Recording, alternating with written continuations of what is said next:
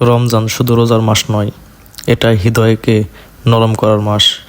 এই মাসে আমাদের শেখায় ক্ষুধার কষ্ট, তৃষ্ণার যন্ত্রণা, যাতে আমরা বুঝতে পারি সেই সব গরিব ও অসহায় মানুষের অনুভূতি, যারা বছরের পর বছর এই কষ্ট নিয়ে বেঁচে থাকে। রমজানে যখন ইফতারের টেবিলে নানা রকমের খাবার সাজানো থাকে, তখন একটু থামা উচিত। কোথাও হয়তো একটি পরিবার শুধু এক গ্লাস পানি আর সামান্য খাবারের আশায় বসে আছে। আমাদের সামান্য সাহায্য ও সহানুভূতি তাদের মুখে হাসি ফিরিয়ে দিতে পারে। এই রমজান মাস দান সদকার মাস। মহানবী হযরত মুহাম্মদ সাল্লাল্লাহু আলাইহি সাল্লাম শিখেছেন, মানুষের মধ্যে সেই ব্যক্তি উত্তম যে মানুষের উপকার করে।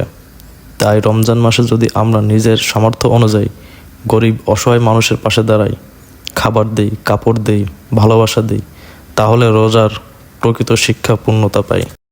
রমাদান আমাদের মনে করিয়ে দেয়, সামর্থ্য থাকলে গরিব ও অসহায় মানুষের পাশে দাঁড়ানো শুধু দান নয়, একটা দায়িত্ব।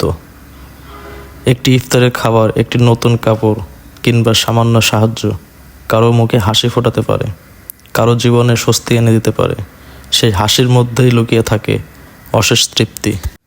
রমজানের প্রকৃত সৌন্দর্য তখনই পূর্ণতা পায় যখন সমাজের ধনী গরিব সবাই একসাথে ইফতারে বসে, একে অপরের কষ্ট ভাগ করে নেয়।